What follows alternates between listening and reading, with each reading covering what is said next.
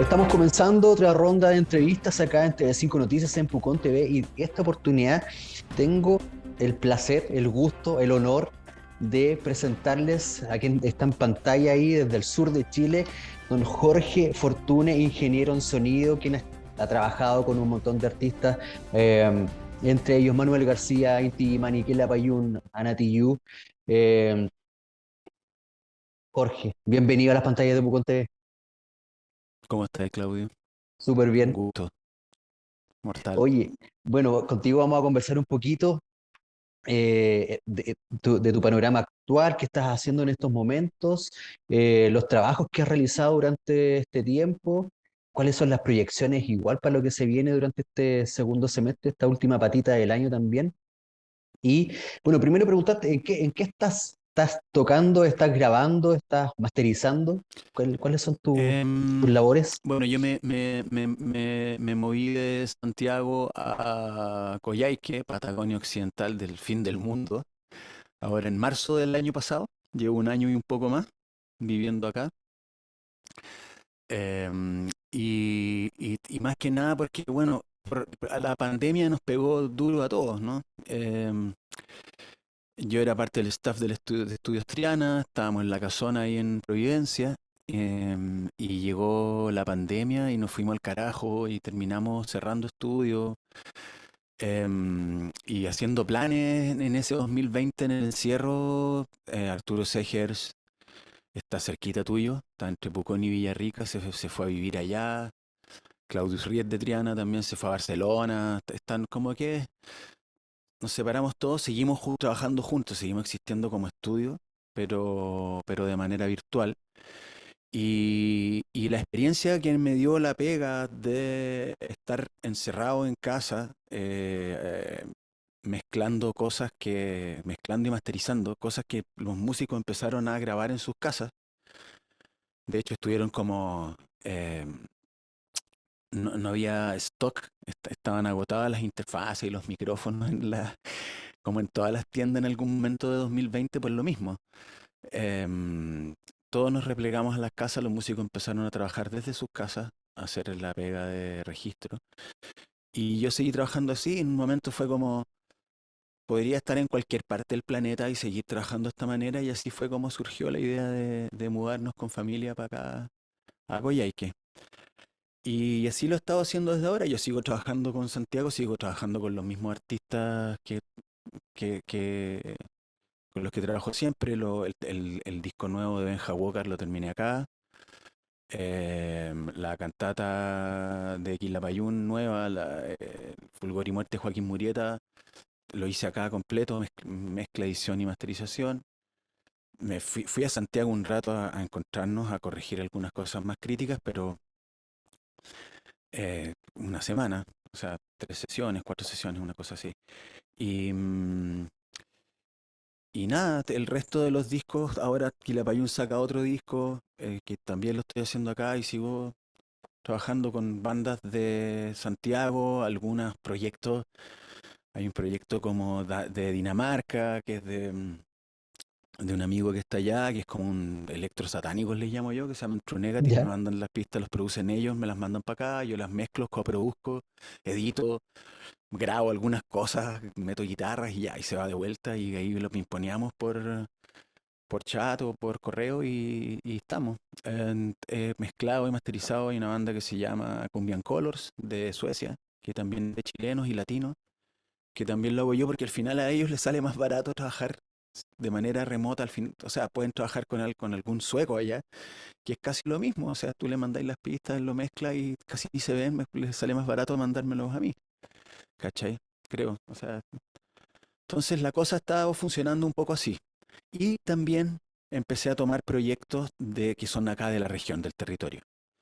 Estoy trabajando, coproduciendo, haciendo arreglos y tocando con Nahara Andariega, que es una cantora magallánica, em, cantora y autora, que estamos haciendo un disco que nos hemos demorado bastante, pero es porque está holgado y está grabándose acá en casa, y ha sido súper nutritivo ese proceso. Y con otras bandas de acá, casi solamente mezclando, Capicúa, Mahindra Project, que es como acid jazz, en fin.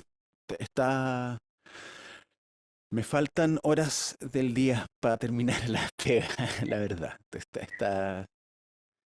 Siempre tengo la carpeta llena de pendientes. Pero es como la Sí. pega también de las personas que trabajan en sonido de igual de alguna forma acumular o ser un poco diógenes en el tema de la acumulación de trabajo. Es- Me quiero detener en un puntito que tocaste, Jorge, que se trata de la democratización del sonido, cuando dijiste ya que mucha gente empezó a agotar las interfaces durante eh, un periodo de la pandemia, el 2020.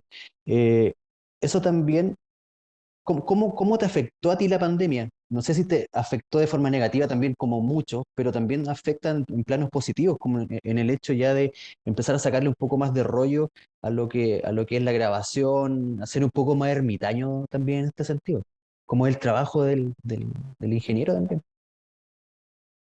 sí, o sea, yo siempre tuve la fantasía un poco como de... hay un sonidista gringo que se llama Chad Blake, que es el que hizo el AM de Arctic Monkeys, discaso, y que él vive en Gales, como en el campo, así a la cresta, ¿cachai? Y tiene como su estudio en el granero y el tipo trabaja allá. Siempre he admirado mucho como o sea, yo lo veía como que hace videos tutoriales y todo desde allá. Y a mí me da un poco de pica, así como, ¿por qué no puedo hacer eso yo también? ¿Cachai? Y siempre tuve como el bicho un poco de no estar en Santiago. A mí en realidad viví 20 años allá, más o menos, y es una ciudad que me cuesta. Yo vivía en Buin y tenía que trasladarme a Providencia y no sé, siempre fue como agreste, más o menos duro la existencia en capital, ¿cachai?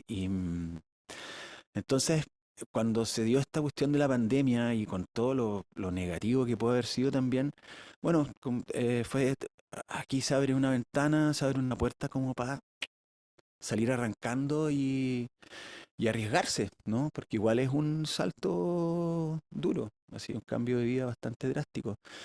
Considerando también que yo, por ejemplo, yo soy sonidista en vivo de Quilapayún y hago sonido en vivo también a muchas bandas y toda esa pega la tuve que abandonar, ¿cachai? Y esa pega formaba parte importante como de las lucas mensuales que necesito para sobrevivir, ¿cachai?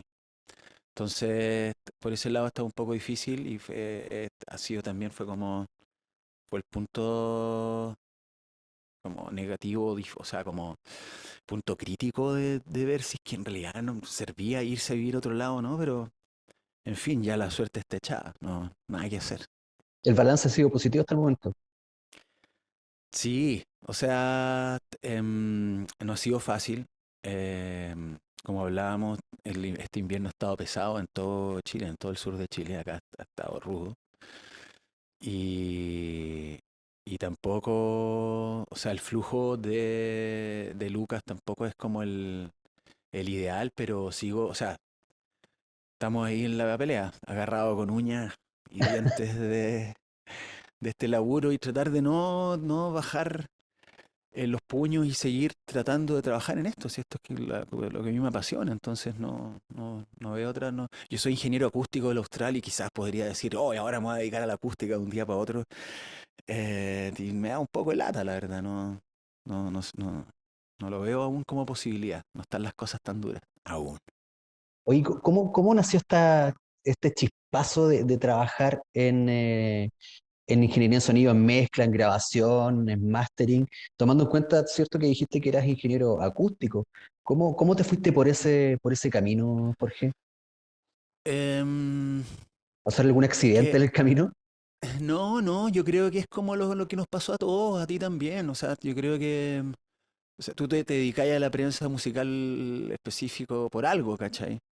Y es porque también eres músico y yo creo que tenemos el mismo bicho y hay una generación que, que, que tenemos esta como enfermedad, le llamo yo, porque es como desesperante, uno no puede casi no puedes hacer otra cosa. Hay que estar, Em, claro, es, archivando y sabiendo sí, cosas, sí. claro, es como estar, estar, no, las energías puestas en esto y siempre como que si uno está desarrollando quizá otra actividad, yo trabajé 5 años en TVN, que es algo nada que ver, pero siempre estaba como en ese tiempo era casi trabajar ahí para tener las lucas, para estar en Santiago con la banda que tenía en ese momento y tocar, pues, ¿cachai? Esa era la lógica. Ahora yo tengo el bicho desde, como todos, desde chico, del colegio, y terminé estudiando ingeniería acústica un poco porque fue como engañar a mi familia. Te- quiero estudiar música. No, no, no puede. ¿Qué vas a hacer, profesor de música? No, voy a ser rockstar. Ah, una cosa así. Ya, pero ¿qué voy a hacer si estudio música? Y tampoco cachaba nada, no sabía que existía bien la escuela moderna. Yo estaba en Chillán, así como en la época pre-YouTube, pre-internet, pre-todo. Entonces, como que la info llegaba lenta, po. No, no, había que ser muy busquilla o estar, desgraciadamente, viajando a como empaparse de la República de Santiago para poder cachar cómo funcionaba un poco la cosa musical. Entonces, entre eso, tengo un amigo que se fue a estudiar a la Valdivia Acústica y fue como, yo vi la malla, vi que había música y dije, ya, ok, esta es la mía. Y estuve ahí cateteando como 2 años, del segundo medio más o menos. Oye, creo que esto es lo que ya, y mi viejo que es ingeniero también, fue como, ya, sí, esto es como ingeniería, ok, vos dale. Obviamente me fui a Valdivia, llegué allá, armé banda, tocar y esperar 4 años para poder tener Yo iba a estudiar, a mí me gusta mucho la grabación, siempre me gustó, siempre yo grababa en la casa en un deck antiguo, le conectaba una radio a una abuela para hacer como un multipista falso, para ir grabando capa y capa. Y entonces tuve que esperarme allá para tener taller de grabación. Obviamente conocí el estudio de la U tocando primero como músico, que al final uno nutría como las bandas que necesitaban los mismos compañeros de curso que iban años más arriba, para poder hacer los trabajos evaluados, obviamente, en el estudio. Y después, bueno, entré al estudio. En esa época Cárdenas, el mismo que el profesor que está ahora, Jorge, tenía una política muy bacán que no sé si será así ahora, pero yo le podía pedir las llaves y yo me quedaba en el estudio toda la noche, ¿cachai? Trabajando, probando cómo funcionaba esto, arreglando mezclas, en fin. Entonces, mi naturaleza apuntaba a eso un poco, em, a trabajar en eso y terminé trabajando en una cuestión aquí, terminé trabajando en la tele, que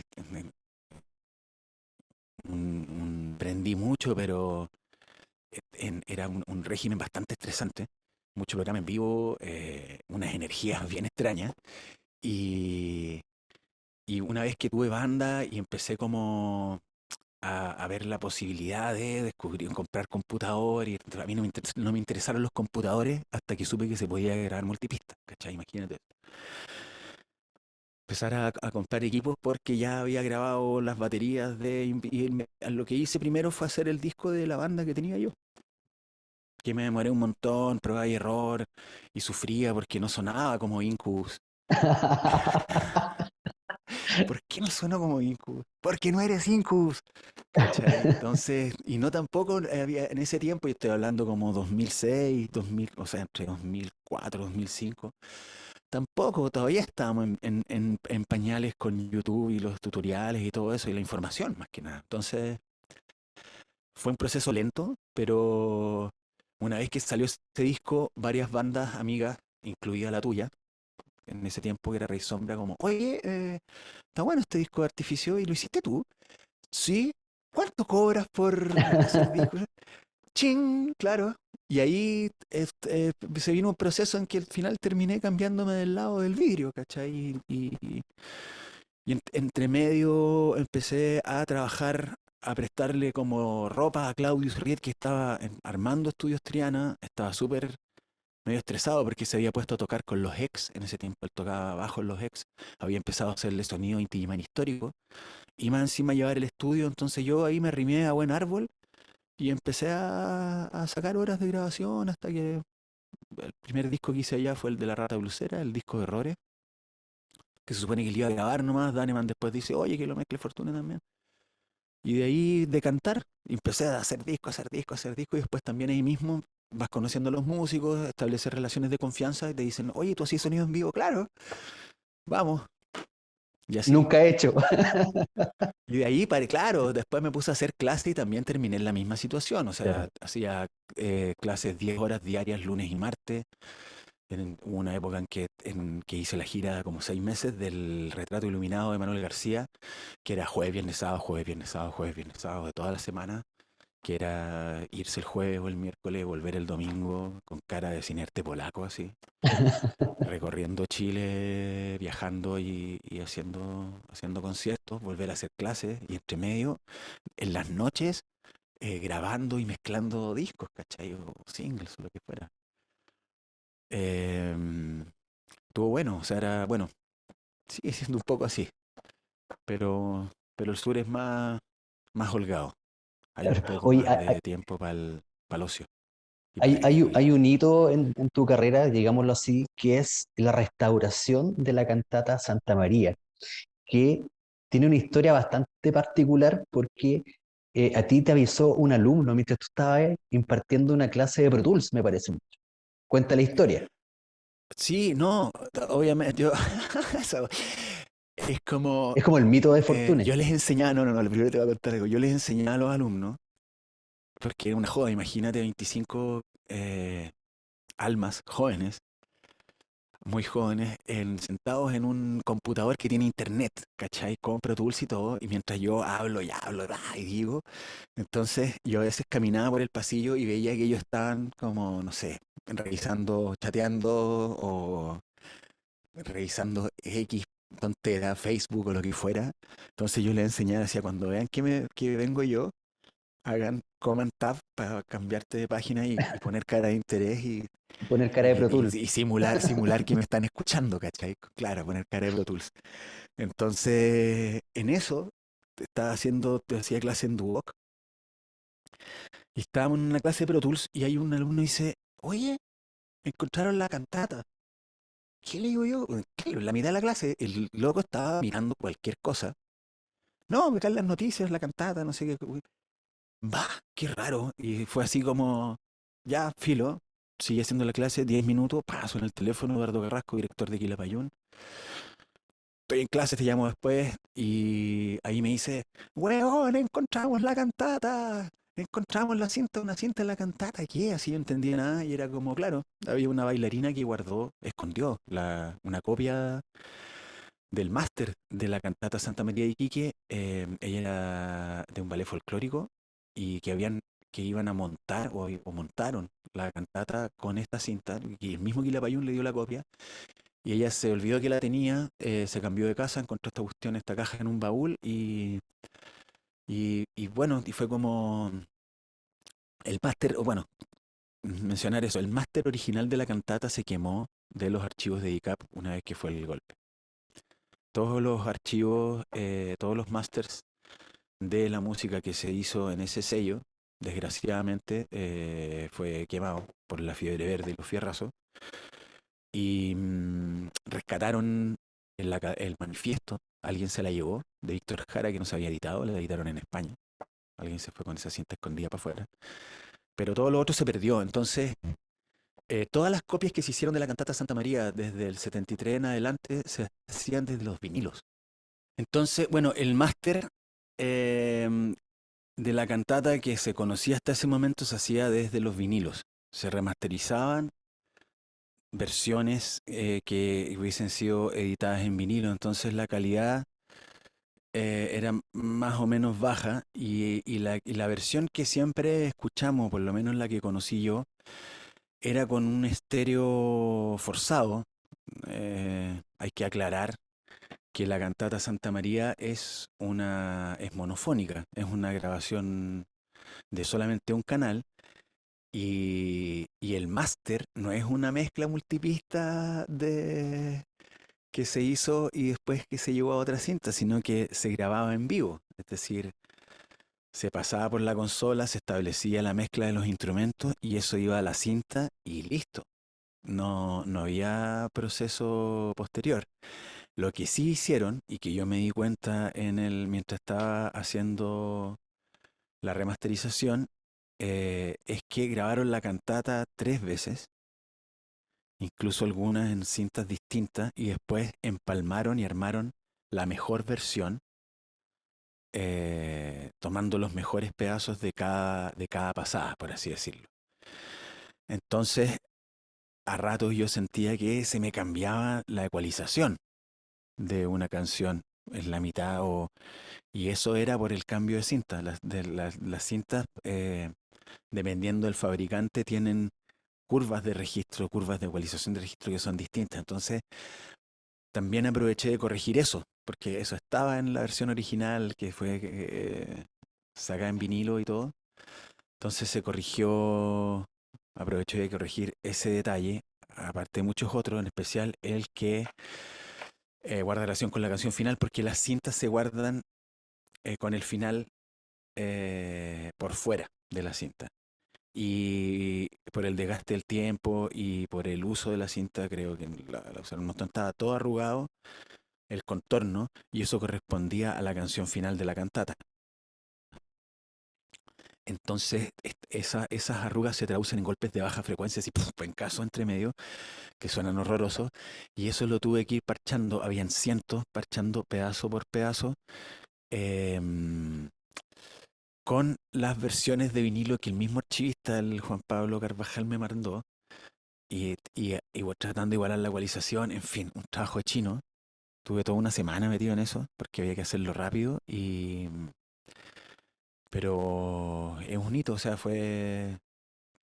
lo revisamos, corregimos muchas cosas, trabajando junto a o sea, Eduardo Carrasco, director, y con Ismael Odo, también del Quila, los tres revisando y corrigiendo y tratando de sacar la mejor versión posible de este descubrimiento.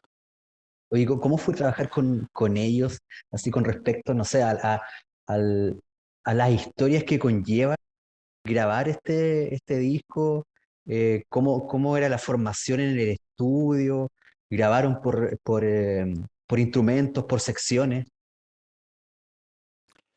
No, en la grabación de la cantata creo que cada músico tenía su micrófono, eh, micrófono vocal y micrófono de instrumento. Esto se graba todo con micrófono.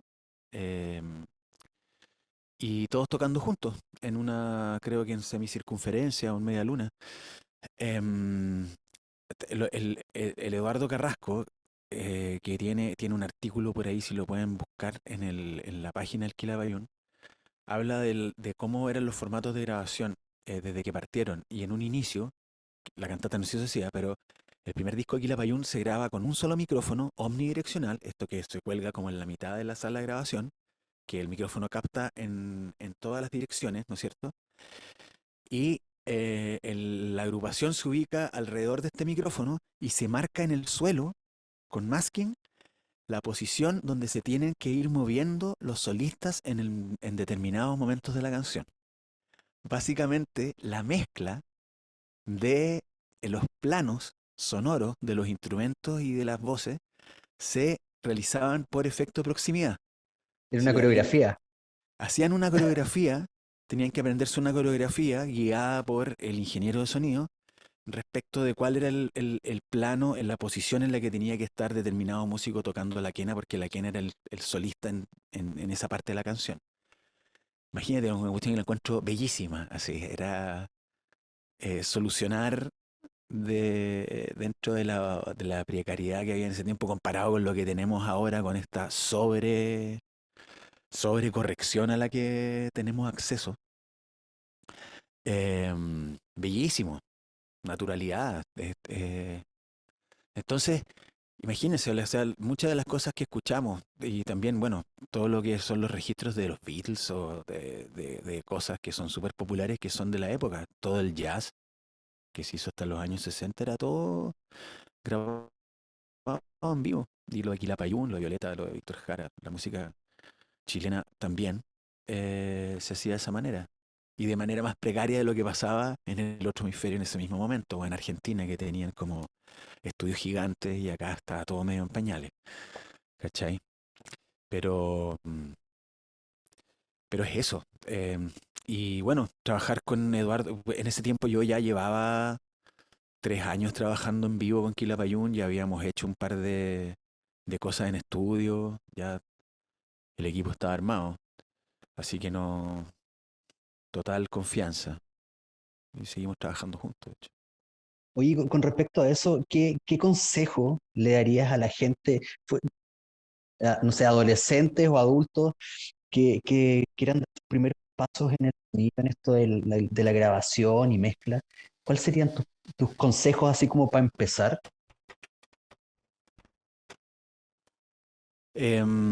Qué difícil. Eh, ganas, muchas ganas, primero, ganas al nivel de desesperación. Yo creo que es vital estar como desesperado, desesperada por hacer esto. Porque la cosa a ratos cuesta arriba, y, y yo creo que lo más recomendable es involucrarse en algún proyecto y partir haciendo, en vez de como, no, es que no puedo hacerlo porque tengo que estudiar esto, lo otro, yo creo en el aprender haciendo. O sea, Tirarse a la piscina. echando a perder se aprende, claro. Yo, o sea, eh, ha sido mi método, o sea, yo no aprendí el Pro Tools así como en el mismo estudio, a la mala. Cuando llegué a trabajar a Triana yo ocupaba otro software, usaba como Sony Vegas, una cosa así. Y de ahí tuve un Pro Tools pirata que logré instalar, pero no lo manejaba tan bien. Y de repente estaba sentado con algunos músicos de Inti Illimani histórico grabando, registrando sin manejar muy bien la máquina, ¿cachai? Eh, Cara y palo. Pero claro, como tenía experiencia musical y auditiva larga desde chico, entonces como que me permitía un poco eh, adentrarme fácilmente en el bicho. Y lo otro es que también a veces yo, no sé, estaba trabajando solo y me pasaba algo que no entendía y salía al pasillo porque Triana era una comunidad de sonidistas, salía al pasillo a gritar, auxilio, ayúdenme, así, no sé, Chalo González o Carlos Barro, muy pacientemente a veces me decían, no, a ver, mira, esto, ¿qué te pasa? Ah, esto es esto, tenés que apretar ese botón, ¿cachai? Entonces así aprendí a usar el software. Y después terminé siendo el profe de Pro Tools, ¿cachai? Muy farsa todo, pero yo recomiendo eso, darle. Hay muchos sonidistas que son sonidistas y que son músicos que me encargan mezcla y yo siempre a veces digo, oye, ¿por qué no lo mezclas tú? Y es porque también, ¿saben? No se quieren dar la lata de extender el proceso, están como apurados por el proyecto musical y yo creo que tener la oportunidad, si tenías un proyecto musical y tú estudiaste un poco de sonido, manejáis un poco las máquinas y tenéis un estudio chico, hay que darse la oportunidad de tratar de hacer la pega completa. Quizás no vas a tener un buen resultado al tiro, pero vas a aprender mucho y no sé. Yo siempre nombro a Javier Barría, que es un súper productor y músico, y él lo hizo así, empezó a hacer discos sin saber mucho con su laptop en los 2000 y imagínate, se transformó en el medio productor después. Y es un tipo que sabe mucho, mucho, mucho. Es un placer para mí trabajar con él. eh, y tiene un oído muy agudo y sabe cómo funciona todo el mambo, ¿cachai? Entonces, em, yo creo que la recomendación es esa, a sufrir Darle, nomás, sufrir. darle. O sea, es que es difícil. A mí me pasó muchas veces, yo le pegaba combos cuando habían esos monitores, los de tubos catódicos. Yo le pegaba combo al computador cuando grababa y tenía este Lentium 4, la torre, con la que hacía discos al principio en Windows. Era así, desesperación, se me caía el software, no sé, pasaban cosas que no podía controlar, po. Entonces, En fin, hay que aprender un montón de tonteras, así que están ligadas a otras cosas, como armar el computador, desarmar un computador, o averiguar cómo funciona el sistema operativo y cómo optimizarlo para esto. Al final, bueno, lo bueno de ahora, y por eso lo recomiendo esto, es que cualquier cosa mala que pasa, tú te metes a Google y pones así como Tutorial. siempre en inglés lo hago yo porque los gringos tienen más, bueno, la comunidad de sonido mundial se comunica en inglés. Eh, Problems with tanto, tanto.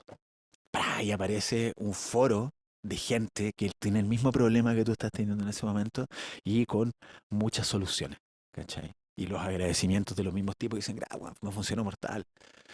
Entonces, estamos en una era donde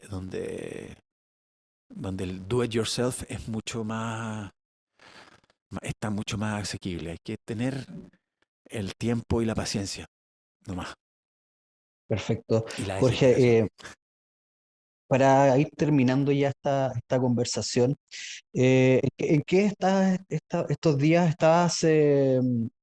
Me dijiste que estabas trabajando también, dándote unas vueltas a Santiago, trabajando en Fulgor y Muerte de Joaquín Murieta. Ahí está, hay textos de Pancho Melo, me parece mucho.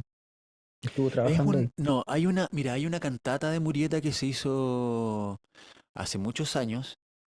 em, no me acuerdo del autor, que también es coautor con el Quilapayún del Pueblo Unido. No me acuerdo el nombre de él en este momento.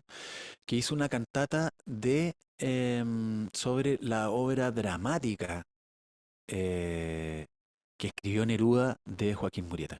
Sergio Ortega. Pero Sergio Ortega. Sergio Ortega tiene una obra con el texto de la obra dramática de Joaquín Murieta. Neruda escribió esta obra dramática a partir de un poemario que hizo de Murieta previo. Y Eduardo Carrasco, por ahí a mediados, ya estando en Francia parece, 75, agarró este poemario y empezó a componer, desde ese tiempo empezó a componer la cantata Fulgor y Muerte de Joaquín Murieta. Y hay algunas canciones que aparecen por ahí en discos de Quilapayún de los años 80, que eran de esta cantata, y terminó de escribirla en 2020, 2021. Creo que esto fue avanzando así a paso tortuga por los años, y se grabó em, el año pasado y la terminamos de hacer en el verano y se estrenó mayo, parece, por ahí, mayo, junio. Em, y bueno, eso ya salió. Ahora estoy preparando otro disco que se va a llamar Claroscuro, que son con un montón de canciones que hemos ido, de singles que han estado sacando el Quilapayún los últimos 5 años. Por ahí algunas cuecas, algunas tonadas con guitarra traspuesta que son de Fernando Carrasco, con texto de Eduardo, bellísima. Y hay un par de canciones nuevas que me están llegando ahora que tengo que mezclar. eh, y, y eso, terminando el disco de Nadarandariega, como nombré anteriormente, que es un proyecto acá hecho en territorio sureño. Y, en fin, no sé, acabo de terminar de masterizar una versión deluxe del disco Portal que ya fue editado, pero se le agregaron un par de singles de una banda, de un trío de mujeres que se llama Juana Rosa, como electro pop folk. eh, y no me acuerdo qué más. Pablo Ruiz también, no sé, tendría que revisar la carpeta, pero hay varios proyectos ahí flotando. Bueno, Jorge, te dejamos en tus tierras sureñas. Muchas gracias por tu tiempo, por contarnos todas estas cositas que yo sé que podríamos estar conversando mucho rato. Así que, Obvio, sí, claro. bueno, te damos las gracias por parte de acá del equipo de Pucón TV y esperamos tenerte pronto por acá. No, un gusto verte, Claudio, después de tantos años. Weón. Gracias a ustedes por Listo, contactar. listo. Me gusta mucho Nosotros hablar de esto, vamos, entonces eso, está nosotros nos todo vamos bien. a una pausa y volvemos enseguida acá en TV5 Noticias.